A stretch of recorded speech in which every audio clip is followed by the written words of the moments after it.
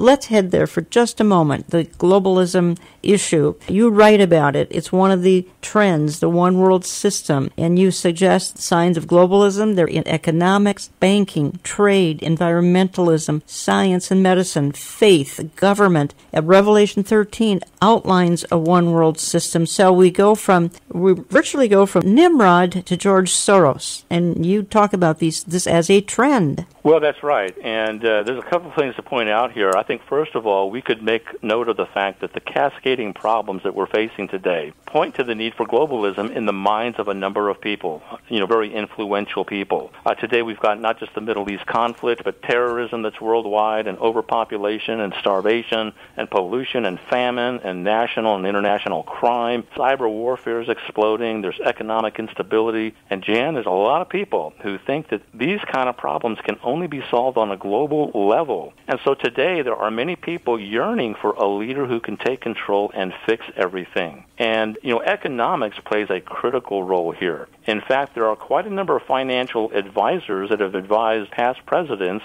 that a global economy is inescapable. And they say that the world's consistent financial problems will most likely lead to a financial new world order. Mm-hmm. There's a number of financial leaders that are today writing books and speaking about the need for a global economic policeman to watch over the globe's financial affairs. And, of course, you and I know that will one day be the Antichrist, according to Revelation 13. But the point that they're making, Jan, is that nation-state economies don't work anymore. We need a global system because what happens in one country economically automatically affects every other economy in the world because we are so deeply interconnected from a technological viewpoint today. And so that's one of the reasons why Germany and Russia and China and Brazil and other countries are now saying that we need some kind of a global financial regulation and even a new kind of a currency to replace the American dollar. And so when I call this a super trend, that means that I'm saying that this is an extreme trend. It's not just a trend, it's an extreme trend. That's what a super trend is.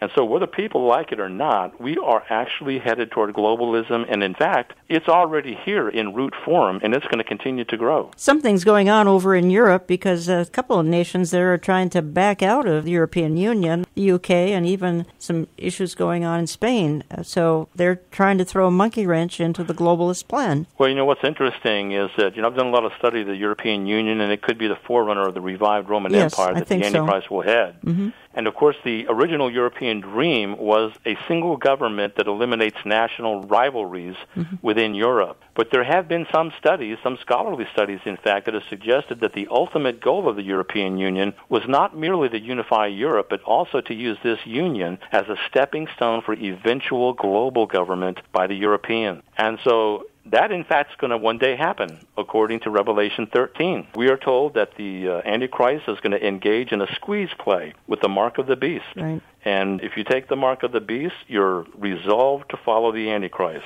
You've crossed the line in favor of the beast. But there will be Christians, there will be believers during that time who resist that, and I hate to say it, but the result will likely be either starvation or martyrdom, one or the other, for many of those people. Let's stay in this vein for just a moment, because along with this trend towards globalism, there's going to be becoming more and more a lot of noise about a cashless society. And that's one of the trends. That's one of the end-time super trends, is a kind of a longing to get rid of cash and have everything go electronic. And you write about some of the reasons why this is the most practical thing to do. I think we'd have less crime, we'd probably have less drug problem, etc. Well, that's right. And the thing of it is that we're already seeing this today. It's not like we're going to wait until the tribulation period and all of a sudden the world goes cashless. Rather, today we are in the process of becoming cashless. Presently, over 70% of all consumer payments are electronic in nature. There's more than 2 billion credit cards used in the United States alone. And there's a number of economists that are suggesting that cash could soon become obsolete. Now, when you think about it, a cashless society makes it possible for the Antichrist to control who buys or sells. Every selling establishment will have an account number. Every person on earth is going to have an account number.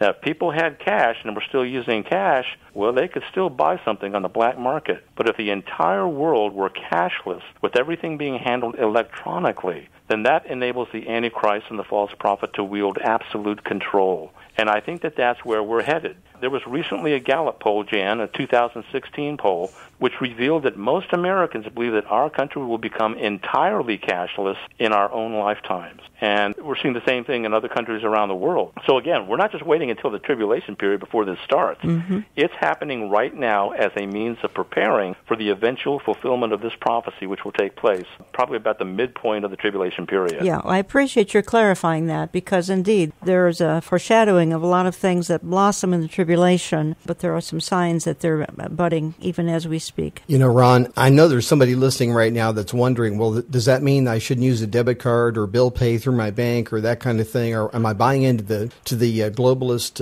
or even Antichrist system at this point? And I think some thoughts from you about that would be good. Well, that's a great question. In fact, I do touch on that in my book. And, you know, we all use credit cards, and we all have technology stored on our smartphones, which it makes it very easy for us to buy things. And I can tell you for a fact, I use very little cash, personally. I pay all my bills online, for example. So there's nothing intrinsically wrong with that. But what we do know for a fact is that the forces of the Antichrist will use available technologies that are innocent in themselves, but he will use them for evil purposes. Mm-hmm. Now, this technology will not only relate to the cashless society, but I also believe that the technology that is in place today will also grease the skids, as it were, for globalism. Our modern technology makes it easy for a globalist economy and government to take over. As well, when we read in the text of Scripture, for example, that every eye will see the two prophetic witnesses of Revelation 11 lying in the street, it used to be that people didn't know how that could possibly be fulfilled. But modern technologies make it possible, whether through television or through videos that go viral on the Internet. So the point that I'm making is that modern technologies are innocent in themselves, but they can be used for a variety of purposes, some good purposes, but also evil purposes during the tribulation period. So the bottom line is, it's not wrong for us to use cashless means of paying for things today. All I'm saying is that in the future, these technologies will be abused so that the Antichrist can gain complete control over people.